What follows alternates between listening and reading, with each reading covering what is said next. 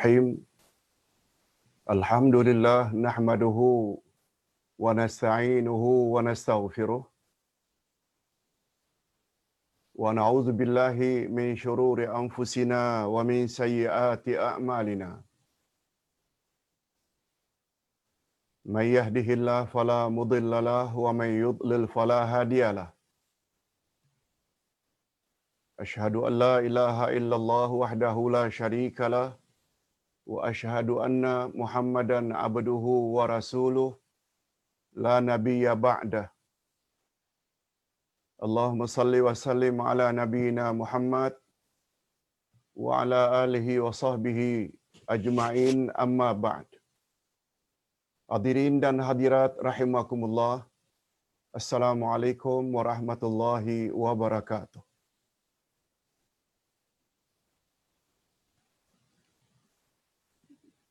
Mama tolong buka kipas.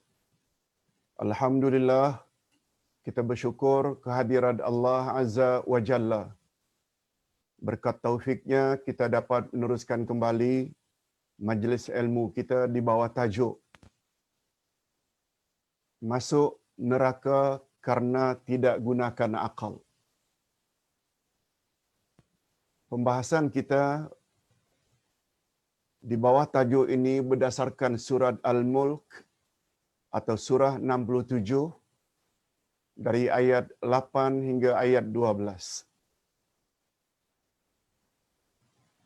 Kita akan bacakan kemudian nanti insya-Allah ayat demi ayat serta terjemahannya, lalu diikuti dengan tafsirannya.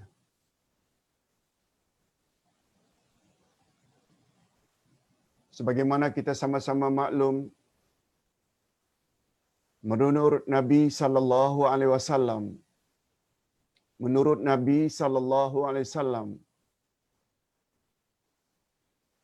bahwa surat Al-Mulk dapat menghindarkan seseorang daripada azab kubur dan azab api neraka. Bagaimanakah peranan surat Al-Mulk boleh menyelamatkan seseorang dari azab kubur dan azab api neraka? Ini jawabannya. Dalam surat Al-Mulk khasnya ayat 8 hingga ayat yang ke-12 Allah menyebut di antara penyebabnya mengapa manusia boleh terhindar dari api neraka kalau mereka betul-betul ikut. Tapi apabila panduan dalam surat Al-Mulk tidak diikuti panduannya, jangan haraplah seseorang akan terhindar dari api neraka. Malah boleh menjadi penyebab seseorang itu masuk neraka. Yang antara lain, sesuai dengan topik hari ini, mereka yang menolak Rasul, mereka yang tak suka mendengar, mereka yang tak mau gunakan akal. Tiga perkara ini di antara penyebab manusia masuk ke dalam neraka. Ini sebagai mukaddimah. Nanti kita akan jelaskan.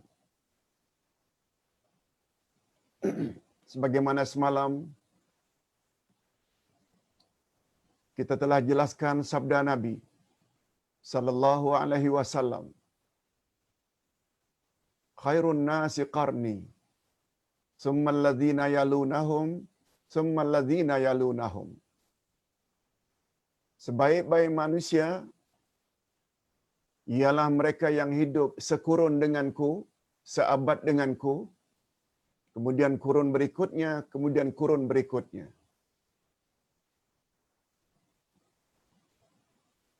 Ketiga-tiga kurun itulah yang dipanggil dengan salaf.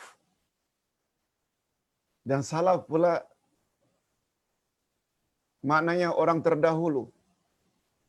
Dan menurut istilah agama, orang-orang yang dahulu telah memeluk Islam yang berada pada tiga kurun pertama. Dan salaf pula kita bagi. Ada salaf tarikhi atau salaf zamani. Ada pula yang disebut dengan salaf manhaji atau salaf minhaji. Ustaz tidak bermaksud untuk mengulangi. Bagi yang masih belum paham, sila rujuk video semalam. Nah sekarang kita bawa topik atau tajuk baru lagi. Dan ini ada kaitannya dengan salafus salih. Kata Nabi sallallahu alaihi wasallam, siapa yang membaca, mengamalkan isi kandungan surat Al-Mulk, mereka akan terhindar dari azab kubur dan azab api neraka. Maksud Ustaz, tentu saja maksud Nabi bukan sekedar dibaca surat Al-Mulk, tapi pahami maknanya dan ambil pengajaran di dalamnya. Ustaz selalu sebut, kewajiban umat Islam terhadap Al-Quran ada 5. Pertama, beriman pada Al-Quran. Yang kedua, tilawatuhu, baca Al-Quran. Yang ketiga, al-fahmu bihi, memahami Al-Quran. Yang keempat, mengamalkan isi kandungannya dalam kehidupan sehari-hari. Baru yang kelima, sebar-sebarkan kepada orang lain. Okey, kita mula membahas topik ini. Walaupun Islam melarang manusia terlalu bebas menggunakan akal, terutama dalam hal-hal yang berkaitan dengan perkara ghaib. Islam melarang kita gunakan akal terlalu bebas bila memperkatakan perkara-perkara ghaib. Begitu juga tentang hari akhirat. Syurga itu macam mana, neraka itu macam mana, titian siratal mustaqim macam mana, timbang menimbang itu macam mana bentuknya. Telaga Rasulullah, bagaimana? Salafus salih kata, imani saja, jangan tanya bagaimana. Termasuk sifat-sifat Allah. Allah Subhanahu wa taala punya mata. Allah Subhanahu wa taala punya tangan. Allah bersemayam di atas arasy. Yakini saja Allah memang bersemayam. Allah memang punya tangan. Allah memang punya mata. Sebab itu semua tertera di dalam Al-Quran. Jangan tanya bagaimana matanya Allah. Jangan ditanya bagaimana tangannya Allah. Jangan ditanya bagaimana Allah bersemayam di atas arasy. Okey, itu sebagai mukaddimah. Akal tidak dibenarkan digunakan secara bebas, lebih-lebih lagi tentang yang maha ghaib, iaitu Allah, atau tentang hari akhirat. Namun demikian, dari sisi lain, Islam sangat menggalakkan umatnya menggunakan akal, asalkan dalam batas-batas yang dibenarkan. Sebab akal pembeza antara manusia dan binatang. Akal pembeza utama antara manusia dengan binatang. Itu sebabnya ketika kita menafsirkan ayat A'udzubillahi minasyaitonirrajim. Laqad khalaqnal insana fi ahsani taqwim. Sesungguhnya kami jadikan manusia dalam bentuk yang paling cantik. Cantik di sana bukan dengan makna bentuk rupa. Bukan. Cantiknya di sana karena manusia ada budaya, manusia ada daya kreatif, manusia ada daya inisiatif, manusia boleh fikir yang binatang tak boleh fikir. Manusia ada akal. Dari sudut itu tu, manusia ada akhlak, budi pekerti. Dari sudut itu tu. Sebabnya ada topik beberapa hari yang lalu. Insan yang lebih sesat dari binatang. Apa sebab? Mereka tidak gunakan akal, mereka tidak gunakan telinga, mereka tidak gunakan mata. Sekali lagi, walaupun Islam satu agama yang melarang menggunakan akal secara bebas, terutama bila menyangkut perkara gaib, menyangkut hari akhirat. Namun demikian, Islam pada masa yang sama juga menggalakkan manusia menggunakan akal pada batas-batas yang dibenarkan. Malahan sungguh banyak ayat Al-Quran dan hadis yang menggalakkan agar manusia menggunakan akal. Malahan akal justru pembeza utama antara manusia dan binatang. Okey. Sekarang kita ikuti dengan tafsir ayat. Kita baca dulu ayat, kemudian diikuti dengan terjemah harfiah. Selanjutnya baru kita ikuti dengan terjemah ma'nawiyah atau tafsir ayat. A'udzubillahi minasyaitonirrajim. Takadu tamayyazu minal ghaidh. Kullama ulqiya fiha fawjun sa'alahum khazanatuha. Alam ya'tikum nadhir. Terjemahnya dulu. Hampir-hampir neraka itu terpecah-pecah lantaran marah. Hampir saja neraka itu terpecah belah disebabkan karena sangat marah atau murka. Setiap kali dilemparkan ke dalamnya sekumpulan orang-orang kafir, penjaga-penjaga neraka itu bertanya kepada mereka, apakah belum pernah datang kepada kamu di dunia seorang pemberi peringatan? Okey, itu terjemahnya. Tapi literal translation, kita belum boleh lagi dapat mengambil kesimpulan dari terjemahan tersebut.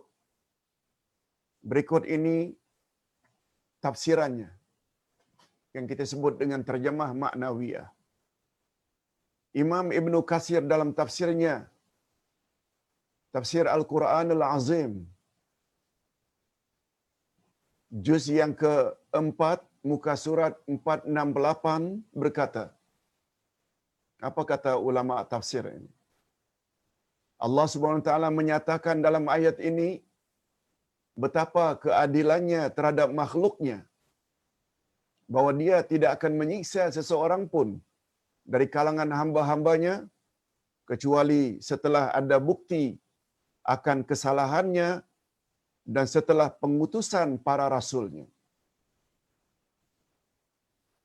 Kita pernah sebut sebelum ini firman Allah dalam surat Al-Isra, kami tidak akan menyiksa hamba-hamba kami sehingga kami utus rasul-rasul kami.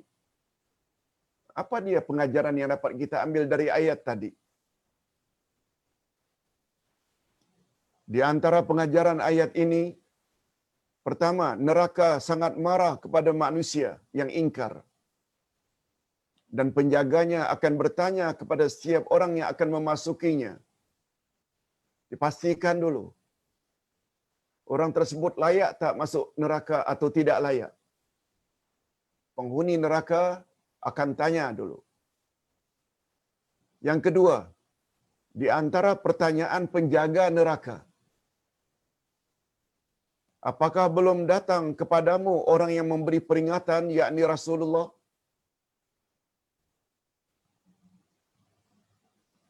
Yang ketiga, Allah Subhanahu wa taala Maha Adil dan dia tidak akan menyiksa sesiapa pun melainkan setelah terbukti kesalahannya. Ini kesimpulannya. Pertama sekali, neraka sangat marah terhadap orang-orang yang ingkar, apakah orang itu orang kafir atau orang Islam yang durhaka terhadap Allah. Suruhan Allah tak buat, larangan Allah tidak dijauhi. Bukan orang kafir saja, termasuk orang yang ingkar. Yang kedua, Allah akan tanya, maaf, malaikat penjaga neraka akan tanya, sudah datang atau belum orang yang memberi peringatan kepada kamu? Ini memberi isyarat bahwa orang yang tidak jumpa Rasul, mereka tidak akan diazab oleh Allah. Sebagaimana semalam kita disebut, zaman fatrah, zaman kekosongan Rasul. Itu sebabnya malaikat tanya dulu, sudah datangkah kepadamu orang yang memberi peringatan? Yang ketiga, Allah Subhanahu wa taala Maha Adil. Dia tidak akan menyiksa melainkan setelah terbukti kesalahan orang tersebut. Nah sekarang, coba dengar jawaban orang-orang tersebut sehingga mereka layak masuk ke dalam neraka. Ini ayatnya. Qalu bala qad ja'ana nadhirun fakadzabna wa qulna ma nazzalallahu min syai' in antum illa fi dhalalin kabir. Coba dengar, ini jawabannya. Dengan jawaban ini, malaikat penjaga neraka kata, oh begitu. Kalau begitu memang layak, silakan masuk. Masuk ke dalam neraka. Apa maknanya? Apa jawaban orang tadi? Mereka menjawab, benar ada, maknanya benar Rasul telah datang. Sesungguhnya telah datang kepada kami seorang pemberi peringatan, maka kami mendustakannya dan kami katakan kepada Rasul-Rasul tersebut, Allah tidak menurunkan sesuatu pun, kamu tidak lain hanyalah di dalam kesesatan yang besar. Mereka mengaku Rasul memang datang, tapi mereka katakan kepada Rasul yang diutus oleh Allah, kamu ini pandai-pandai saja mendakwa kamu utusan Allah. Sebenarnya Allah tidak utus Rasul pun kepada kami. Malah lebih daripada itu, para Rasul mereka tuduh sebagai orang yang sesat dengan kesesatan yang besar. Itu dia. Coba tengok. Itu baru terjemahan harfiah. Maksudnya, ini tafsirannya. Orang kafir mengakui bahawa pemberi peringatan yakni Rasul memang telah datang kepada mereka. Tetapi mereka mendustainya. Malahan mendakwa semasa di dunia lagi, kononnya Rasul itu di dalam kesesatan. Hadirin dan hadirat, serta para penonton dan para pemirsa yang saya hormati. Hari ini, kita yang berada pada abad yang ke-15 Hijriah, 1441. Boleh tak hari ini kita katakan, kami tak jumpa Rasul pun? Boleh tak? Memang Rasul telah wafat pun. 10 Hijriah, maknanya kalau hari ini 1431 tahun yang lalu, 1441 kurang 10, karena baginda wafat tahun 10 Hijriah, 1431 tahun yang lalu baginda telah wafat. Kita memang tak jumpa. Boleh tak kita katakan, tak datang pun kepada kami Rasul, kami tak jumpa pun? Tetap tak boleh. Apa sebab? Nabi SAW pernah bersabda, al-ulama'u warasatul anbiya. Para ulama adalah penerus tugas Rasul. Al-ulama'u warasatul anbiya. Ulama adalah pewaris nabi-nabi. maknanya penerus tugas Nabi. Hari ini, seperti Ustaz menyampaikan ayat-ayat Allah, menyampaikan hadis-hadis Nabi, peranannya sama dengan penerus tugas Nabi. Semalam kita dah jelaskan, salafus saleh, pengikut setia Rasulullah sallallahu alaihi wasallam dari kalangan Muhajirin dan Ansar telah laksanakan tugas Rasul. Itu sebabnya Khulafaur Rasyidin, mengapa dibatasi hanya 4? Karena mereka memerintah sesuai dengan bimbingan Rasul. Itu sebabnya salafus saleh dikatakan salafus saleh selagi mereka berpegang teguh kepada Al-Quran dan Sunnah Nabi. Itu sebabnya mereka dipanggil salafus saleh. Oleh sebab itu, hari ini walaupun kita tidak berada di dalam salaf zamani, salaf tarikhi, itu sudah berakhir. Sebab dia berakhir hingga 300 tahun pertama. Kita tidak lagi berada pada era itu, period itu. Tapi kita masih boleh untuk menjadi golongan salaf. Tapi namanya salaf manhaji. Iaitu manhaj, cara kita beragama, mesti ikut cara beragamanya Abu Bakar, Umar, Osman dan Ali. Sebab hanya golongan itu yang akan selamat dari api neraka. Nabi pernah sebut, umatku akan berpuak-puak menjadi 73 puak.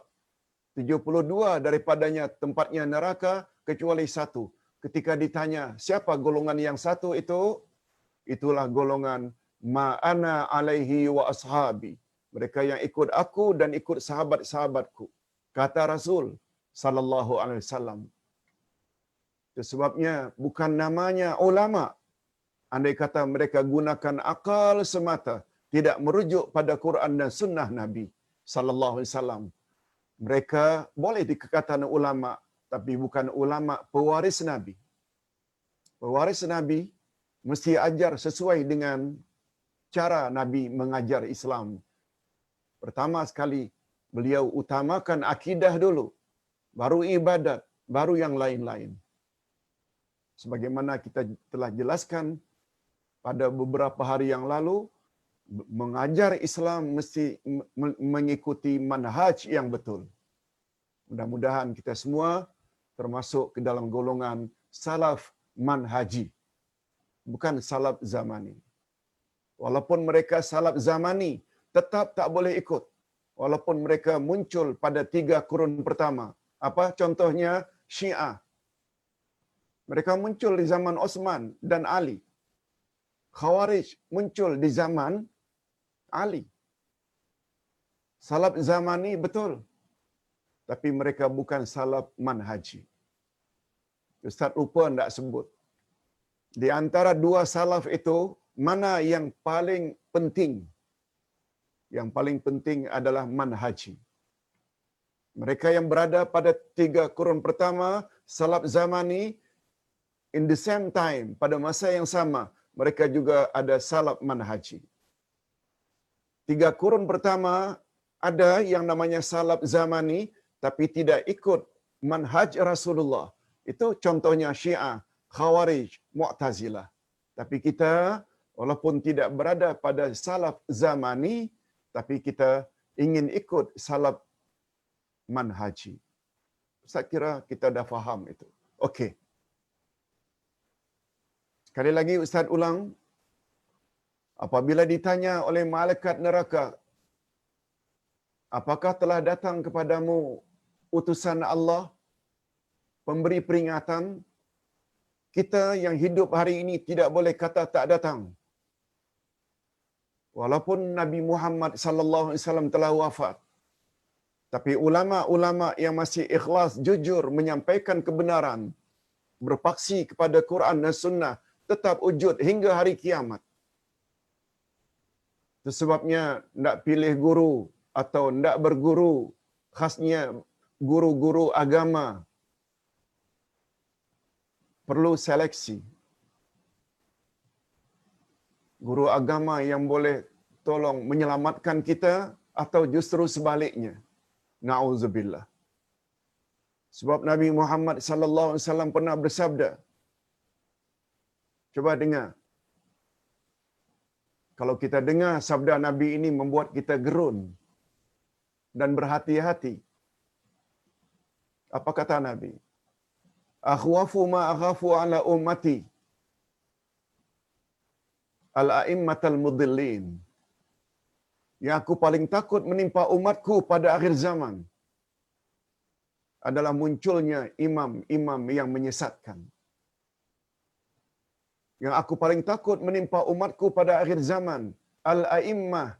Al-a'immah itu plural dari imam. Al-mudillin yang menyesatkan. Confirm imam yang menyesatkan itu antara lain Imam Khumaini.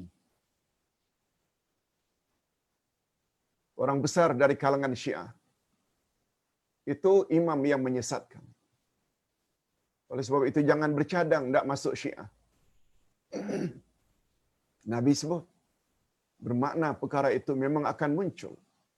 Berapa banyak hari ini imam-imam tarikat yang sesat yang mendakwa Allah menyelinap ke dalam dirinya yang dipanggil dengan wahdatul wujud. Dia bersatu dengan Tuhan. Sesat. Baik, kita teruskan. Selanjutnya Allah Subhanahu wa taala menegaskan dalam ayat di atas. Allah Subhanahu wa taala menegaskan di dalam ayat di atas bahawa penyebab utama manusia dilemparkan ke dalam api neraka apa sebab? Karena mereka mendustakan ayat ajaran yang dibawa oleh Rasulullah sallallahu alaihi wasallam. Coba lihat hari ini yang mendustakan ajaran Rasulullah, hadis-hadis Nabi, bukan dari kalangan orang kafir sahaja. Terdapat hari ini umat Islam yang cenderung ke dalam golongan anti hadis. Anti hadis. Termasuk golongan-golongan Mu'tazilah, golongan-golongan liberal, modernis yang memperlekeh dan memperleceh bahasa Indonesia, memperlekeh itu bahasa Malaysia, menghina hadis-hadis Nabi sallallahu alaihi wasallam padahal mereka muslim. Kita pernah sebutkan iman pada Allah tak akan sempurna kalau pada masa yang sama mereka tolak Al-Quran. Sebab Quran kalamullah. Iman seseorang kepada Rasulullah tak akan sempurna apabila mereka tolak hadis Nabi. Sebab hadis Nabi adalah kalamur Rasul. Sebagaimana iman seseorang pada hari akhirat tidak sempurna apabila mereka menolak adanya azab kubur, adanya titian siratal mustaqim, adanya hisab, adanya syurga dan neraka. Ini kaedah dalam ilmu akidah. Coba dengar. Setelah mereka masuk neraka, apa mereka kata? Wa qalu law kunna nasma'u aw na'qil ma kunna fi ashabis sa'ir. Dan mereka berkata, siapa mereka? Orang yang sudah masuk neraka tadi. Dalam neraka mereka berkata. Apa kata mereka? Sekiranya kami mendengarkan atau memikirkan peringatan itu, niscaya tidaklah kami termasuk penghuni-penghuni neraka yang bernyala-nyala. Itu terjemahan harfiah. Apa dia tafsirannya? Ya Allah, kata mereka. Lau kunna nasma', kalaulah dulu kami suka mendengar. Mendengar apa? Ayat-ayat Allah. Tafsir Al-Quran. Tazkirah, ceramah. Au na'qil, atau kami mau fikirkan. Na'qil dari kata akal. Atau kami gunakan akal. Yes, ini yang Ustaz maksudkan.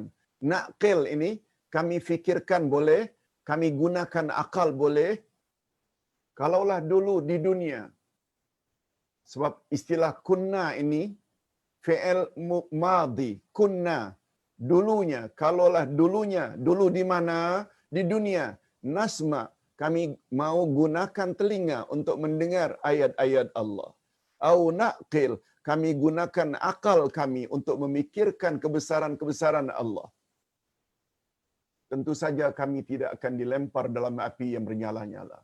Ini dia poin penting dan berkait rapat dengan tajuk. Gara-gara tidak gunakan akal, manusia dilempar dalam api neraka. Ini dia. Maksudnya, penghuni neraka mengakui bahawa jika ketika di dunia dulu mereka suka mendengar nasma' dan menggunakan akal, naqil, maka sudah pasti mereka tidak akan dilemparkan ke dalam neraka yang bernyala-nyala. Okey, itu tafsiran selari. Sekarang Ustaz ambil 3 ulama tafsir untuk menafsirkan ayat tersebut. Pertama sekali Imam Ibnu Jauzi. Di dalam tafsirnya, Imam Al-Jauzi dalam tafsirnya Zadul Masir, jilid yang ke-8 muka surat 320 berkata, maksud nasma' kami mendengar dalam ayat ini dengan makna mendengar dengan pemahaman, mendengar dengan pemahaman sambil berfikir.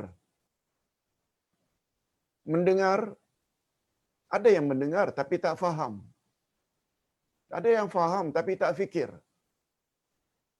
Ini yang dimaksudkan mendengar ini, sebagaimana bapa-bapa, ibu-ibu, puan-puan, tuan-tuan, dan para pemirsa sedang khusyuk, fokus mendengar sekarang ini. Itu namanya mendengar sambil memahami dan memikirkan.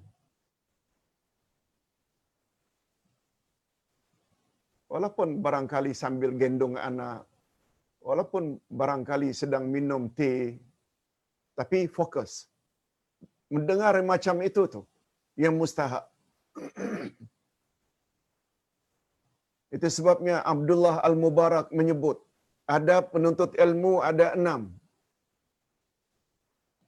Pertama ikhlas. Yang kedua istima'. Istima' ni maknanya mendengar dengan tekun. Baru al-fahmu, memahami. Dah dengar baru faham. Baru al-hifzu, simpan dalam memori. Baru amalkan. Kemudian barulah sebar-sebarkan. Jadi syarat kedua atau adab kedua menuntut ilmu adalah istima'. Istima' maknanya mendengar dengan tekun. Itu adab menuntut ilmu. Ustaz ulang sekali lagi pandangan Imam Ibnu Al-Jauzi. Kata mendengar nasma' dalam ayat ini dengan makna mendengar dengan pemahaman sambil berfikir. Sedangkan makna naqil, kami memikirkan pula, maknanya kami membezakan mana yang baik dan mana yang buruk. Sebab sebagaimana kita sama-sama maklum, akal adalah alat pembeza antara baik dan buruk. Al-haq, kebenaran, dan al-batil, kesalahan. Akal. Kita ambil satu lagi pakar tafsir yang cukup terkenal, Imam Ibnu Katsir. Selanjutnya berkata di dalam tafsirnya juz yang ke-7, jilid yang ke-4, jilid yang ke-4, muka surat 468, beliau berkata, penghuni neraka akhirnya menyesal. Tetapi sayangnya penyesalan di hari itu sudah tidak berguna lagi. Sebabnya pepatah orang tua-tua sangat bagus. Sesal dahulu pendapatan, sesal kemudian tidak berguna. Kalau tidak menyesal sekarang inilah. Mula patuh Allah. mula dengar ceramah-ceramah agama yang selama ini barangkali tak suka dengar. Menyesal sekarang ini. Sebelum malaikat maut datang cabut.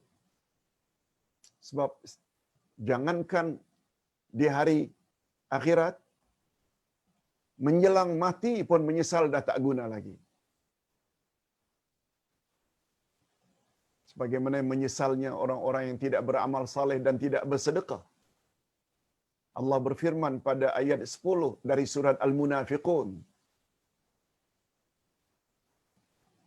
Ya Allah, tolonglah lambatkan sedikit kematian kami supaya kami boleh bersedekah dan beramal saleh. Itu kata-kata orang yang apabila sudah akan dicabut nyawanya. Dah tak guna lagi. Padahal masih hidup. Nak tobat pun tak akan diterima. Sebab Nabi bersabda, Innallaha yaqbalu taubatal abdi malam yatagharghar. Allah hanya menerima tobat hambanya selagi belum nazak. Sebelum nyawa sampai di halqum. Bila dah sampai di sini, nyawa tobat tidak akan diterima lagi. Okey. Lalu mereka berkata, kata Imam Ibnu Katsir, lebih kurang perkataan mereka begini maksudnya. Kalaulah kami dulu menggunakan akal kami sebaik-baiknya atau mendengar kebenaran yang telah diturunkan Allah melalui Rasul-Nya, maka sudah pasti kami tidak akan ingkar dan terpedaya. Tetapi sayangnya kami tidak berusaha memahami apa yang Rasulullah sallallahu alaihi wasallam sampaikan. Apa yang telah Rasulullah bawa dan akal kami pula tidak mendorong agar mengikutinya. Akal kami pula tidak mendorong untuk mengikuti ajaran Rasulullah sebagaimana yang kita sebut dengan istilah salafus salih. Kita tambah satu lagi, ulama tafsir yang juga terkenal, Syekh Abdul Rahman Nasir As-Sa'di dalam tafsirnya Kalamul Mannan juz yang ke-7 muka surat 432-433 berkata, coba dengar apa pula kata Tuan Syekh ini. Tuan Syekh ini orang Arab Saudi. Di dalam ayat ini Allah SWT mengisahkan pengakuan penduduk neraka. Apa pengakuan penduduk neraka? Bahwa mereka ketika di dunia dulu telah mengabaikan sarana utama, alat utama untuk mendapat hidayah, yaitu mendengar apa yang Allah telah turunkan dan akal fikiran yang sejahtera. Mereka tidak fungsionkan. Telinga tak suka mendengar, akal tak mau fikir. Itu dia penyebab utama. Hal ini sangat berbeza dengan sikap ahli yakin. Ini sangat berbeda, kata beliau, Syekh As-Sa'di, sangat berbeda dengan sifat ahlul yakin, yaitu orang-orang yang beriman, orang-orang yang ada akidah, orang-orang yang ada keyakinan. Mudah-mudahan kita semua termasuk dalam golongan ahlul yakin. Allahumma ja'alna minhum. Amin ya rabbal alamin. Ya Allah, masukkanlah kami ke dalam golongan orang-orang yang yakin sungguh.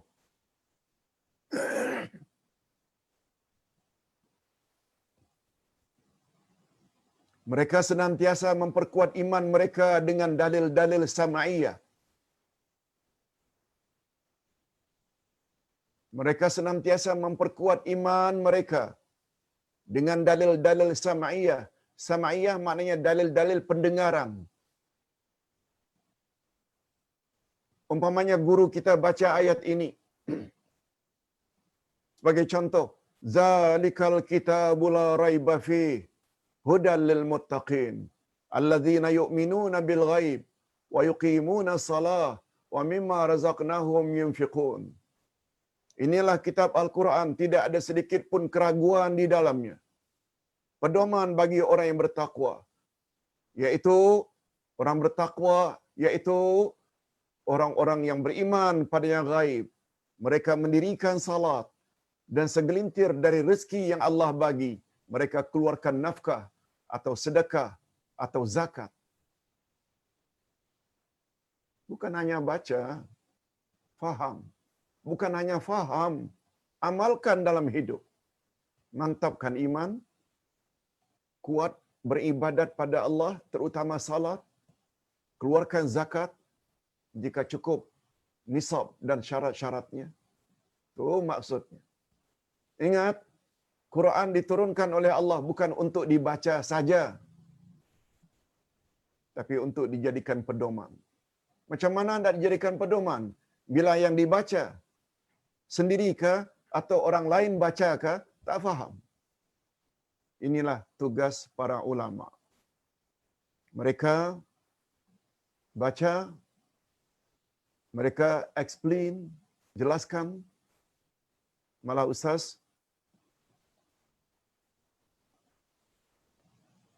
coba untuk menolong para jamaah, bukan hanya berceramah secara online. Ustaz sertakan dengan nota. Setiap ceramah ada nota. Boleh dilihat sendiri. Kalau dah macam ini kita buat, orang tetap katakan kita sesat, kita sesat, kita sesat. Terserahlah. Tunggu saja nanti di depan mahkamah ilahi. Allah Subhanahu Wa Taala dan Nabi Muhammad sallallahu alaihi wasallam akan memihak pada siapa? Pada kita ke atau kepada yang menuduh kita sesat? Nanti kita akan tahu siapa di pihak yang benar dan siapa sebenarnya asal tuduh saja. Kalau Ustaz boleh cerita sedikit, mengapa Ustaz telah tulis buku sekian banyak? Inilah di antara penyebabnya. Begitu kita menyampaikan, asal berbeza saja dengan amalan tradisi nenek moyang, sesat. Akhirnya mula tahun 85, Ustaz menulis nota. Dengan nota Ustaz mengajar. Alhamdulillah hari ini, hampir 45 hingga 50 buku agama Ustaz tulis. Semuanya itu adalah compile atau himpunan dari nota-nota yang Ustaz ajar selama 30-40 tahun yang lalu. Itu gunanya. Coba lihat faedahnya sabar menghadapi tuhmahan dan tuduhan orang. Terus jangan give up. Tapi perkemaskan dalam kamu mengajar dengan dalil-dalil. Malah Ustaz cabar, tolong cabar nota yang telah saya tulis. Kalau menuduh saya sesat. Sampai hari ini 40 tahun tak ada siapa yang datang untuk berbincang tentang nota yang Ustaz sebut. Itu sebabnya Ustaz tulis, Ustaz jadikan buku. Inilah sebenarnya untuk mempermudah Ustaz dalam mengajar jamaah sekalian. Bukan hanya baca ayat Quran, hadis Nabi, lengkap ditulis, sediakan nota dalam kuliah online seperti ini. Mudah-mudahan dia bermanfaat lebih berbanding hanya cakap sahaja. Baik, hadirin dan hadirat rahimakumullah. Minta maaf kalau Ustaz terpaksa sebut perkara ini. Sebab inilah realiti. Inilah realiti. Ustaz ulang sekali lagi. Kali ini sangat berbeza dengan ahlul yakin. Mudah-mudahan kita termasuk golongan yakin. Ingat kata-kata Abu Bakar As-Siddiq. Gelap ada 5. Pelita yang menerangi juga ada 5. Dunia ini gelap, pelita yang meneranginya takwa. Dosa itu gelap, pelita yang meneranginya tobat. Kubur adalah gelap, pelita yang meneranginya la ilaha illallah. Akhirat juga gelap, pelita yang meneranginya amal saleh. Ada yang masih ingat? Yang kelima, titian siratal mustaqim juga gelap. Dan pelita yang meneranginya yakin. Ini dia yang maksudnya ahlul yakin. Orang yang ada ilmu, yang memahami lalu mengamalkan ilmunya dalam kehidupan sehari-hari. Yakin sangat mustahak untuk melancarkan perjalanan kita menuju syurga ketika melalui titian siratal mustaqim. Siapa ahlul yakin? Mereka senantiasa memperkuat iman mereka dengan dalil-dalil sama'iyah. Ini dalil sama'iyah, dalil pendengaran, yaitu hujah yang diperolehi melalui pendengaran yang datang dari Allah, serta apa yang disampaikan oleh Rasulnya, Quran dan Sunnah. Ditambah pula dengan dalil-dalil aqliyah, ini. Ditambah pula dengan dalil aqliyah, hujah akal, yaitu hujah-hujah yang diperolehi melalui akal fikiran yang mampu membezakan antara yang hak dan yang batil, antara yang baik dengan yang buruk. Ustaz buat contoh. Akal kita boleh terima tak? Benih ketola, benih labu, benih cabai yang sudah bertahun-tahun disimpan dalam laci sehingga kering sekering-keringnya. Lalu kita letakkan di dalam air ke atau di tanah yang lembab. 3 hari kemudian, seminggu kemudian, 10 hari kemudian, tumbuh. Tumbuh benih tersebut. Menjadi hidup, menjadi tumbuh-tumbuhan. Akal boleh terima tak? Boleh. Boleh terima. Sebab itu kita nampak realiti. Lalu mengapa? Bila kita dah mati, Allah tak mampu menghidupkan orang yang sudah mati? Mengapa Allah kita tuduh tidak mampu menghidupkan orang yang sudah mati? Di mana akal awak? Di mana akalmu? Hei Abu Jahal, Abu Lahab yang tak percaya akan adanya hari berbangkit. Akal. Dalam ayat di atas Allah Subhanahu wa taala menyebut, kami mendengar lebih dahulu daripada kami memikirkan. Nah, ini pula apa rahasianya? Nasma' wa naqil. Kami mendengar disebut dahulu, baru kami fikirkan. Ini sendiri ada rahasianya. Ini seolah-olah memberi isyarat bahawa dalam masalah gaib, kita mestilah mendahulukan dalil nakal dulu. Nakal, ingat ya, nakal ini maknanya yang kita pindahkan dari ayat Quran dan hadis Nabi. Bukan nakal istilah kita ya, anak nakal, bukan. Nun, qaf, lam. Akal lain. A, Q, A, L. Akal. Akal lain, nakal lain. Sebabnya bagi orang yang biasa pergi haji atau umrah, di Mekah atau di Madinah, di Jeddah, tertulis pada bas itu, 1 tingkat ke 2 tingkat kan basnya, nakal jama'i. Nakal jama'i. Ini Ustaz dah sebut nakal. Nakal jama'i maknanya public transportation. Transport untuk orang ramai. Apa makna nakal? Nakal maknanya pindah dari satu stesen bas ke stesen bas yang lain. Itu nakal. Transport. Penghubung. Nakal jama'i. Itu sebabnya takbir dalam salat ada 2 jenis. Pertama, takbiratul ihram. Itu rukun. Allahu Akbar.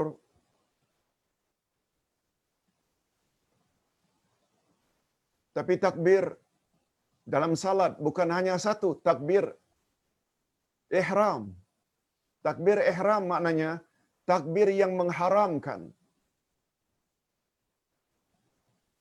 Sebelum takbir, kita boleh menoleh ke kiri, ke kanan, boleh bergerak, boleh bercakap, menyuruh jemaah supaya lurus dan rapat. Allahu Akbar. Dah tak boleh bercakap lagi. Kecuali bacaan-bacaan yang telah disyariatkan. Doa iftitah, surat Al-Fatihah dan lain-lain. Tidak boleh menoleh ke kiri ke kanan, tak boleh. Bila serak, walaupun dekat ada air, tak boleh ambil air minum. Itu makna takbiratul ihram, takbir yang mengharamkan segala perkara-perkara yang tak dibenarkan dilakukan dalam salat.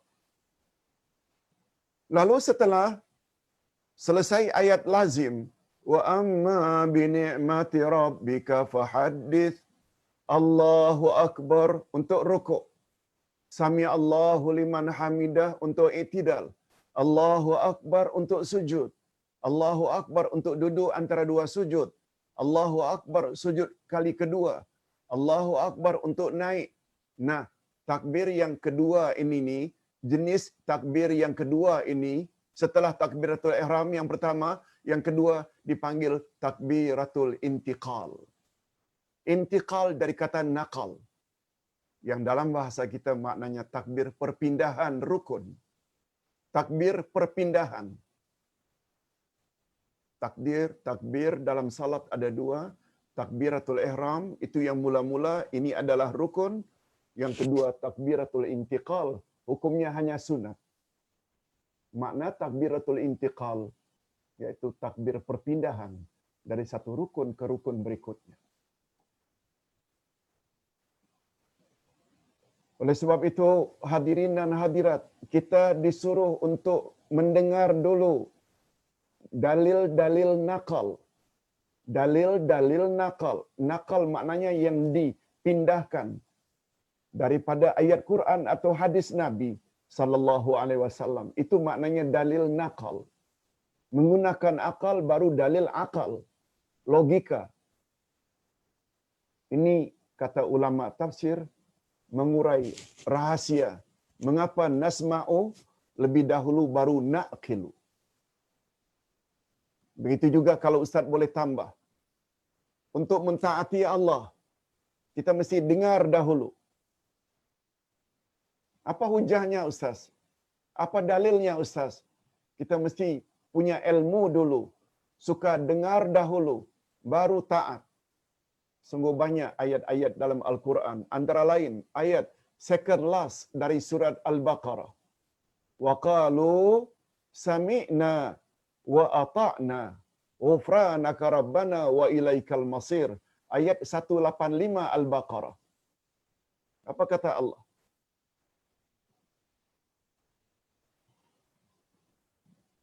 Pengikut setia Nabi Muhammad senantiasa berkata, kami dengar, lalu kami taati. Taati maknanya buat suruhan, jauhi larangan.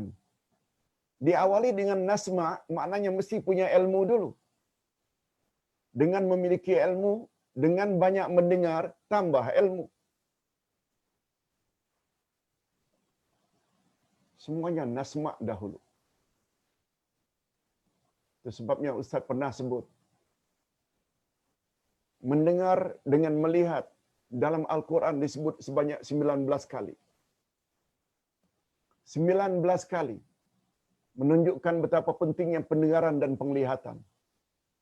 Namun demikian, dari 19 kali, 17 kali pendengaran disebut dahulu daripada penglihatan. Hanya 2 kali saja dalam Quran. Penglihatan disebut dahulu baru pendengaran. Ini memberi makna walaupun kedua-dua indera tersebut mendengar dan melihat sama-sama penting, namun demikian mendengar lebih penting daripada melihat. Berapa banyak orang-orang yang buta tapi hafal Quran. Berapa banyak alim ulama di zaman dahulu dan sampai sekarang di Timur Tengah, orang buta tapi ilmunya Masya Allah. Baik. Bahawa dalam masalah ghaib kita mestilah mendahulukan dalil nakal, apa yang kita dengar dari Quran dan hadis, daripada dalil akal, iaitu hujah berdasarkan akal, bukan sebaliknya. Cuba tengok apa yang dikatakan oleh penghuni neraka tadi. Allah jelaskan. Fa'tarafu bidzambihim. fasuhqan li ashabis sa'ir. Mereka mengaku dosa mereka. Lihat, ini sudah jadi bahasa kita. Fa'tarafu, maknanya iktiraf. Apa makna mereka telah iktiraf? Mereka mengakui bahwa mereka telah berbuat dosa. Bidzambihim. Dosa apa dia? Ini dia.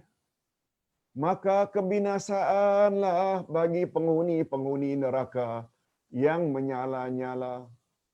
Maksud ayat, penghuni neraka membuat pengakuan terhadap dosa-dosa yang mereka lakukan. Ayat ini berkaitan rapat dengan ayat-ayat sebelumnya.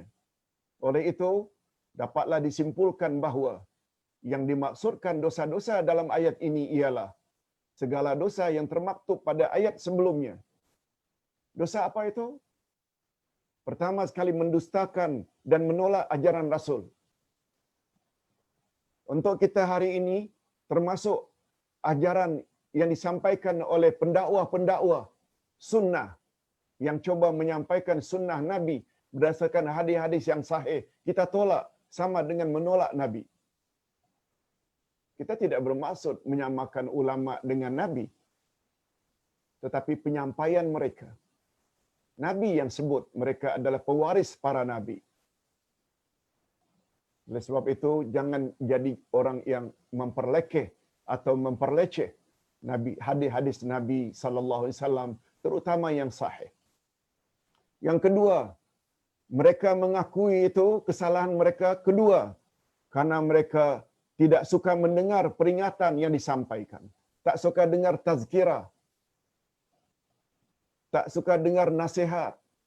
Ini dia. Yang ketiga, mereka enggan berfikir, tak mau gunakan akal terhadap perkara yang lebih berfaedah. Mereka fokus kepada dunia, hiburan, enjoy. Tak mau memikirkan alam akhirat. Kita teruskan dengan ayat berikut. Innal ladzina yakhshawna rabbahum bil ghaibi lahum maghfiratun wa ajrun kabir. Sesungguhnya orang-orang yang takut kepada Tuhannya, yang tidak nampak oleh mereka, memanglah Allah kita tak nampak. Mereka akan memperoleh ampun dan pahala yang besar, yakni iman pada Allah yang Maha Ghaib. Itu adalah syarat pertama dan utama. Sebabnya ketika Allah menyebut ciri-ciri orang yang bertakwa pada permulaan Al-Quran, apa kata Allah menyebut tentang hudal lil muttaqin? Pertama sekali, alladzina yu'minuna bil ghaib, mereka yang beriman pada yang ghaib. Ini yang kita maksudkan akidah. Wa yuqimuna salah, baru ibadat salat. Wa mimma razaqnahum yunfiqun, baru mereka baik dengan sesama makhluk dengan menafkahkan segelintir dari rezeki yang Allah agihkan pada mereka. Lihat tu urutan. Semalam kita dah jelaskan sabda Nabi, ibda'u bima bada'allahu bihi.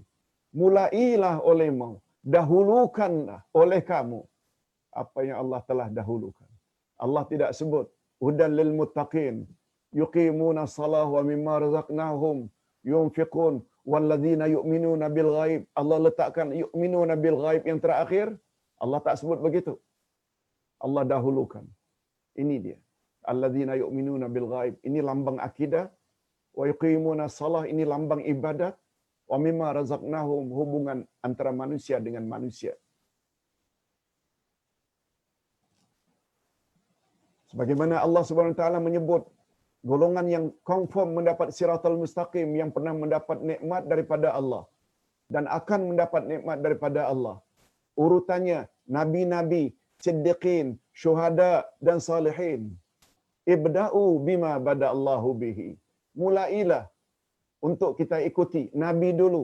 Kalau tidak ada dari nabi, baru dari Abu Bakar. Tak ada dari Abu Bakar, baru Umar, Utsman, Ali, karena mereka semua mati syahid. Baru apa kata orang alim, sebab itu orang saleh. Mereka bukan nabi, mereka bukan siddiqin, mereka bukan syuhada. Allahu akbar. Quran penuh dengan rahsia-rahsia seperti ini. Kalau tak faham macam mana kita nak bersikap. Kalau kita ikut sunnah, orang pulau kan sedikit saja merajuk, berhenti. Alah kalau gitu ikut sajalah nenek moyang, akan jadi macam itu. Karena kefahamannya dangkal. Cuba faham. Ini sebabnya. Kita dengar, fikir, kemudian gunakan akal. Mana yang lebih patut kita ikuti? Tak salah dengar yang lain-lain. Dengar saja kata imam kita, Imam Asy-Syafi'i. Bila pendapat aku bercanggah dengan hadis yang sahih, campak ke tembok pendapatku dan ambil hadis yang sahih. Apa maknanya? Lihat tu. Itu contoh orang faham. Mudah-mudahan kita menjadi orang yang faham. Okey. Apa kata Allah? Itu baru terjemah harfiah tadi. Maksudnya, Allah menegaskan bahawa perasaan takut kepada Allah walaupun dia tidak dapat dilihat dengan mata kasar, mata ghaib. Maaf, sebab dia maha ghaib. Kita hanya boleh melihat Allah nanti di akhirat. Kita berdoa mudah-mudahan kita semua termasuk ke dalam golongan yang layak melihat wajah Allah di akhirat nanti. Yang merupakan kemuncak dari semua nikmat. Akan mendorong seseorang untuk taat patuh kepada Allah. Bagi mereka dijanjikan ampunan Allah dan ganjaran yang besar, yakni syurga. Allahumma ja'alna minhum. Menyebut ampunan Allah maghfirah lebih dahulu daripada syurga ajrun karim. Coba lihat, ini rahasia lain lagi. Kalau tadi rahasia didahulukan nasma'u baru naqilu, ini mengapa pula sebagai ganjaran disebut oleh Allah orang tersebut, orang ahlul yakin akan mendapat maghfirah disebut dahulu baru ajrun kabir. Mengapa disebut ampunan dahulu baru ajrun kabir, iaitu syurga? Sebagai ganjaran untuk orang-orang yang beriman. Ini pula memberi isyarat bahawa ampunan Allah adalah lebih utama dan tinggi nilainya dibandingkan dengan syurga. Karena siapa yang mendapat ampunan Allah pasti akan masuk syurga. Silakan hadirin dan hadirat serta para pemirsa catat di samping, kalau ada buku catatan, lihat ayat 133 Ali Imran. 133 Ali Imran. Ali Imran surah yang ketiga, ayatnya 133. Coba tengok apa kata Allah. Membuktikan bahawa ampunan lebih dahulu daripada syurga. Wasari'u ila maghfiratin min rabbikum wa jannatin arduha as-samawati wal ard wa'iddat lil muttaqin. Coba perhatikan terjemahannya. Bersegeralah kamu memohon ampunan dari Tuhanmu dan syurga yang lebarnya saja bagaikan jarak antara langit dan bumi. Disediakan untuk orang-orang yang bertakwa. Apa pengajaran yang dapat kita ambil? Allah menyuruh kita supaya bersegera mendapat ampunannya dahulu, baru kemudian jannah, syurga. Sebab setiap orang yang mendapat ampunan Allah memang garanti syurga tempatnya. Mudah-mudahan kita termasuk dalam golongan ini. Okey. Kita sebenarnya hari ini agak panjang sampai 8 muka surat. Kita baru belajar 4 muka surat saja. Tapi Ustaz yakin kalau tidak kesampaian nanti, sebab masa hanya tinggal 10 minit saja lagi untuk Ustaz sebut perkara ini, paling kurang atau paling lama 15 minit lagi, tolong fokus. Sebab Ustaz berikut ini akan sebut secara ringkas saja, poin demi poin. Apa dia? Tanda-tanda manusia yang berakal dan cerdik.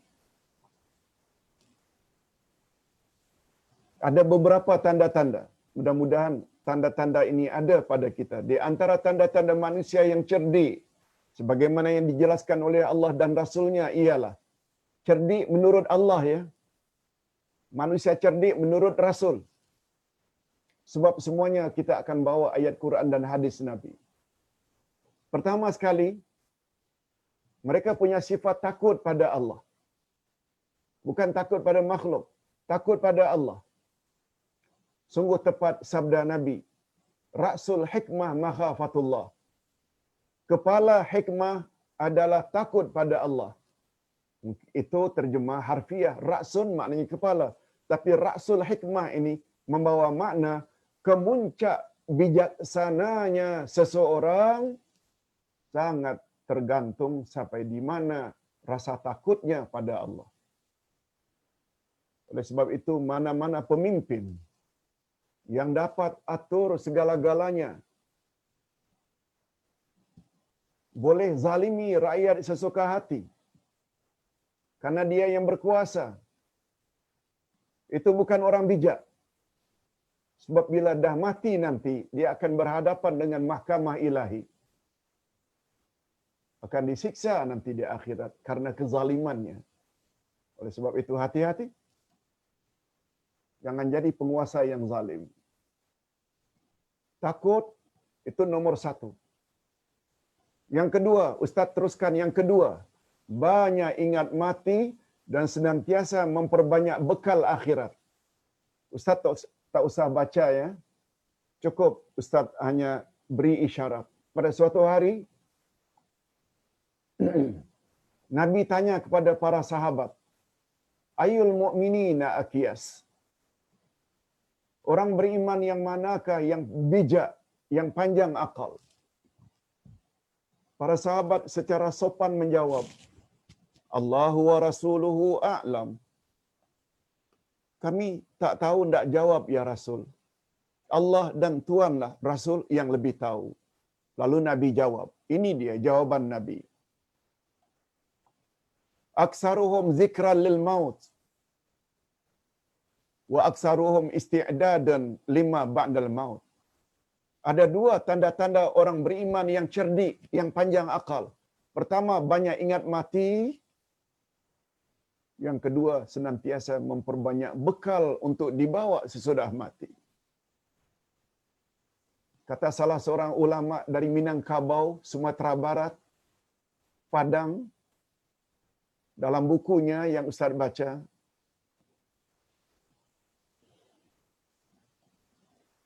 bekal yang paling baik untuk dibawa di hari akhirat adalah ilmu, majlis ilmu. Wallahu alam apa maksud beliau. Tapi bila kita padankan dengan hadis Nabi, betul tak Nabi pernah menyebut,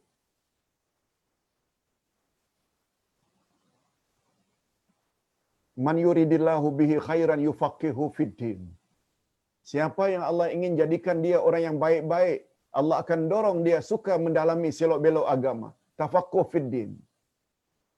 Yang kedua, Nabi bersabda, juga hadis sahih, Man salaka tariqan yaltamisu fihi ilma, sahalallahu lahu tariqan ilal jannah. Siapa yang rajin mendatangi majlis ilmu, niscaya Allah permudahkan baginya jalan menuju ke syurga. Lancar. Apalagi kata Abu Bakar, Siratal Mustaqim itu gelap dan pelita yang menerangi adalah yakin. Yakin mustahil, impossible. Yakin akan kita perolehi tanpa ilmu terlebih dahulu. Cukuplah itu sebagai isyarat. Banyak ingat pada mati, senantiasa memperbanyak bekal akhirat. Sila baca penjelasannya. Yang ketiga, utamakan akhirat dari dunia. Manusia biasanya mengutamakan dunia dari akhirat. Sebagaimana firman Allah dalam surat Al-A'la.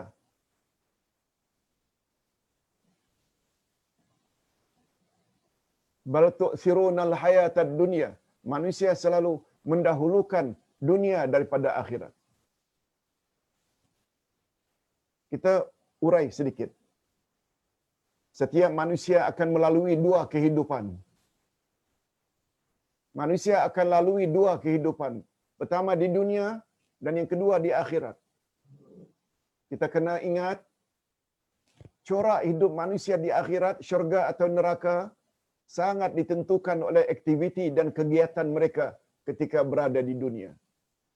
Bila bergulung maksiat, dosa, buat syirik, buat bid'ah, buat maksiat, lalu sampai mati tak tobat, neraka menunggu di sana.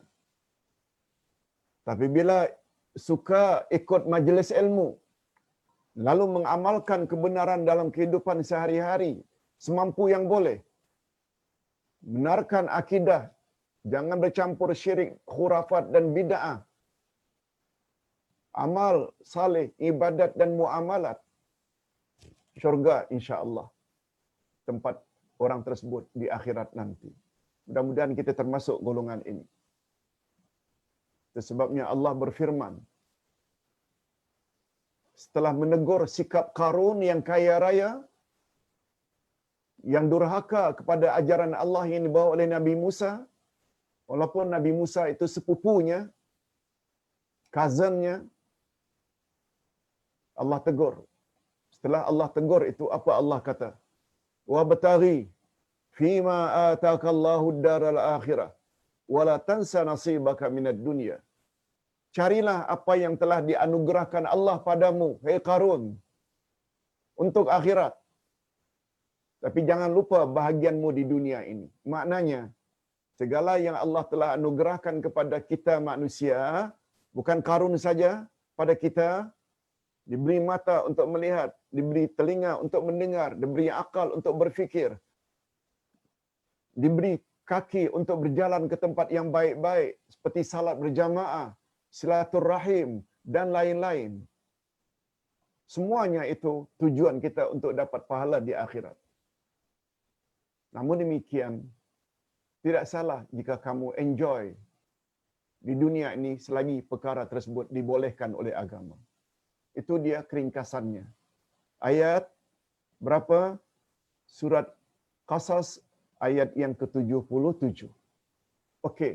Yang keempat, ciri-ciri orang yang pandai menggunakan akal. Senantiasa mengambil pandangan yang lebih baik. Ingat, semalam Ustaz ditanya, Ustaz, ada umat Islam yang ikut Quran dan Sunnah, tapi mereka mengapa sesat juga?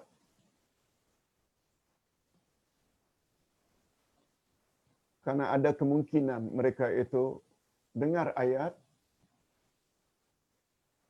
pahami, tapi mereka selalu ambil pandangan-pandangan yang tidak kuat. Ini ayatnya. Ayat 17 dan 18 dari surat Az-Zumar. فَبَشِّرْ عِبَادِ الَّذِينَ يَسْتَمِعُونَ الْقَوْلَ فَيَتَّبِعُونَ أَحْسَنَهُ أُولَئِكَ الَّذِينَ هَدَاهُمُ اللَّهُ وَأُولَئِكَ هُمْ أُولُو الْأَلْبَابِ. Sampaikan hai Muhammad berita gembira kepada hamba-hambaku yang suka dengar. Lalu mereka ikut mana yang lebih baik. Merekalah orang yang dapat hidayah Allah. Merekalah orang-orang yang berakal, mempunyai akal yang waras. Coba lihat.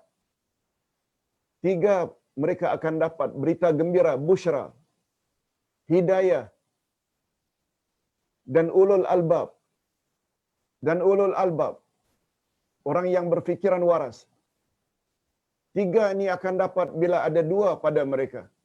Apa dia yang 2 ini?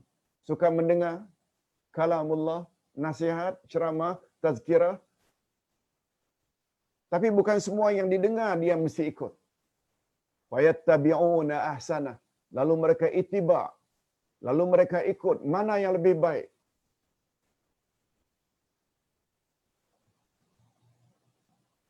Apa tanda-tanda sesuatu itu lebih baik? Jawabnya, bila dalilnya lebih kuat. Bila hujahnya lebih kuat. Bila argumennya lebih kuat. Bukan berdasarkan besarnya serban. Bukan berdasarkan labuhnya jubah. Bukan berdasarkan panjangnya jenggot. No. itu semua baik belaka. Tapi berapa banyak orang-orang yang berjubah, berserban, janggutnya panjang, tetapi rosak akidahnya, seperti contohnya Syiah, itu yang bersifat internasional, Arqam dalam contoh yang bersifat nasional, kemana-mana pakai serban, kemana-mana pakai jubah, berjanggut semuanya, tapi akidahnya rosak. Sebabnya kerajaan Malaysia ambil satu ketetapan, haramkan ajaran itu. Coba tengok, ini bukti bahawa luaran ini bukan ukuran. Yang jadi ukuran adalah dalilnya, hujahnya, sampai di mana kekuatannya. Itu menunjukkan orang itu ada akal. Yes, orang yang ada akal senantiasa akan gunakan hujah. Lebih dahulu, utamakan hujah yang kuat. Nah, yang terakhir. Yang terakhir, belum terakhir lagi, yaitu mereka menjadikan Rasul dan Salafus Saleh sebagai teladan. Ini dia yang kita bincang dengan panjang lebar semalam. Mengapa dijadikan sebagai teladan? Nabi yang sebut. Apa sebab? Apa yang Nabi sebut? Khairul quruni, khairun nasi qarni. Sebaik-baik manusia yang hidup sekurun denganku. Kemudian, kurun berikutnya, kemudian kurun berikutnya. Apa yang Nabi SAW sebut itu sebenarnya adalah tafsiran daripada ayat ini. Ayat 100 dari surat At-Taubah. Semalam juga kalau tak salah kita dah sebut. Yaitu surat Taubah ayat 110. Wasabiqunal awwaluna minal muhajirin wal ansar walladzina tabauhum bi ihsan radhiyallahu anhum wa radu anhu wa a'adda lahum jannatin tajri tahtahal anhar khalidina fiha abada dzalikal fawzul azim. Orang-orang dahulu lagi pertama-tama meluk Islam dari kalangan muhajirin, ansar dan orang-orang yang mengikuti mereka dengan baik. Mereka akan mendapat redha Allah. Mereka akan masuk dalam syurga kekal abadi di dalamnya, yang mengalir di dalamnya sungai-sungai. Itulah kemenangan yang besar. Semalam kita dah jelaskan dengan panjang lebar. Orang yang confirm mendapat redha Allah dan syurga ada 3. Muhajirin, Ansar dan orang-orang yang mengikuti mereka. Kita bukan muhajirin, orang yang berhijrah. Sebab yang dimaksud al-muhajirin di sini orang yang berhijrah dari Mekah ke Madinah. Tidak termasuk orang yang hijrah dari Batam ke Kuala Lumpur. Tak masuk. Al-muhajirin ini. Tidak termasuk orang Malaysia yang hijrah ke Perth, Australia. Tak. Hijrah dari Malaysia ke London. Tidak. Al-muhajirin, itu sebabnya dalam bahasa Arab, bila gunakan alif lam, namanya alif lam ma'rifah. Yang dalam bahasa Inggeris, selalu disebut dengan definitif. The house, al-baitu, the mosque, al-masjidu. Maknanya yang sudah tertentu. Bukan semua orang yang berhijrah. Al-ansar, iaitu orang yang menolong Rasulullah, setia dengan Rasulullah dari kalangan penduduk Madinah. Walaupun kita menolong Rasulullah dan menolong agama Allah, kita bukan muhajirin, kita bukan ansar. Tapi kita ada peluang untuk mendapat redha Allah dan syurga. Asalkan kita ikut muhajirin dan ansar. Betul tak muhajirin dan ansar adalah sahabat Nabi? Betul tak sahabat Nabi adalah salafus salih? Yes. Kalau kita gunakan fikiran, hujah cukup kuat. Itu sebabnya Ustaz ketika menyusun buku Ustaz ke arah memahami Al-Quran dan Al-Hadis, biasanya urutannya itu berurutan. Semalam umpamanya, salafus salih adalah golongan teladan. Nah hari ini pula, orang yang tak gunakan akal akan masuk neraka. Ciri-ciri orang yang berakal pula, mereka akan pilih salafus salih. Bukan dari golongan yang lain. Wallahu a'lam. Nah, yang terakhir, pendidikan yang seimbang. Pendidikan yang seimbang. Umat Islam yakin akan adanya hari berhisab. Malahan sebelumnya di alam barzakh, Setiap insan akan disoal siasat tentang apakah aktiviti mereka selama di dunia. Di akhirat nanti, sejak di alam kubur lagi, mulut akan ditutup. Yang akan bercakap adalah amal kita. Sebagaimana firman Allah dalam surat Yasin ayat 65, "Al-yawma nakhtimu ala afwahihim wa tukallimuna aydihim wa tashhadu arjuluhum bima kanu yaksibun." Pada hari itu kami akan tutup mulut-mulut mereka, yang akan bercakap dengan kami tangan mereka, yang akan jadi saksi kaki-kaki mereka terhadap apa yang mereka telah usahakan. Oleh sebab itu, selain kita ajar anak-anak kita untuk menjawab soalan SPM-nya, UPSR-nya, ujian akhirnya, kita ajar. Tak cukup kita ajar, kita tuition, kelas tambahan. Di mana akal kita? Kita usaha keras agar anak berjaya dan lulus dengan cemerlang. Tapi kita tak pernah fikir macam mana nak persiapkan diri, persiapkan anak-anak untuk menjawab soalan mukar wa nakir di alam kubur. Padahal bila fail, bila gagal, kita boleh ulang lagi di dunia ini. SPM kita, UPSR kita, ujian akhir kita. Boleh. Tetapi bila fail, bila gagal pertanyaan mukar wa nakir, man rabbuka, wa man nabiyuka, wa ma dinuka, yang kesemuanya itu yang akan jawab adalah amal kita. InsyaAllah dalam seminggu dua ini Ustaz yakin selesailah tercetak buku Ustaz jawapan tepat terhadap pertanyaan kubur. Pertanyaan mukar wa nakir dalam kubur, jawapan tepatnya Ustaz sudah tulis lebih kurang setebal ini, 300 muka surat. 300 muka surat di bawah tajuk jawapan tepat terhadap pertanyaan mukar wa nakir di alam kubur. Sila nanti baca.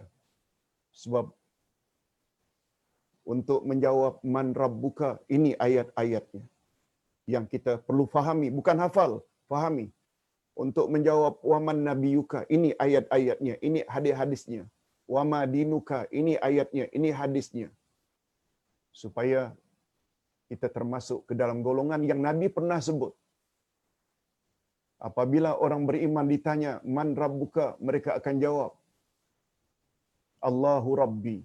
Amalnya yang jawab. Siapa nabimu? Muhammad bin Abdullah nabi kami, nabiku. Wa ma dinuka, apa agamamu? Islam agamaku. Dini al-Islam. Semua itu dijawab oleh amal kita. Ada pertanyaan yang keempat, bukan itu saja, yang keempat, ini yang menggerunkan. Ini adalah modal kita. Apa pertanyaan mukar wa nakir? Wa ma ilmuka? Dari mana kamu ambil semua jawaban itu? Maksudnya, min aina aghazta hadhil ajwibah? Jawabmu semuanya betul, hai orang beriman. Cuma yang kami ingin tanya, dari mana kamu dapati semua jawaban itu? Coba dengar, orang beriman akan jawab. Mudah-mudahan inilah jawaban kita. Qara'tul Quran. Qara'tul Quran. Aku baca Quran. Wa amantu bihi. Aku beriman dengan apa kandungan Quran. Wa saddaqtu. Wa saddaqtu maknanya aku benarkan apa yang aku imani dalam tindak tanduk harianku. Suruhannya aku buat, larangannya aku jauhi. Yes, itu dia jawaban orang beriman. Oleh sebab itu, selagi hayat di kandung badan, perlu terus tambah ilmu tafsir, ilmu akidah, ilmu fiqh dan lain-lain. Mudah-mudahan apa yang kita sampaikan pada pagi ini, walaupun sampai 1 jam setengah, ini rekod untuk kali ini, karena sangat penting tajuk ini, kita ada sedikit masa untuk Ustaz jawab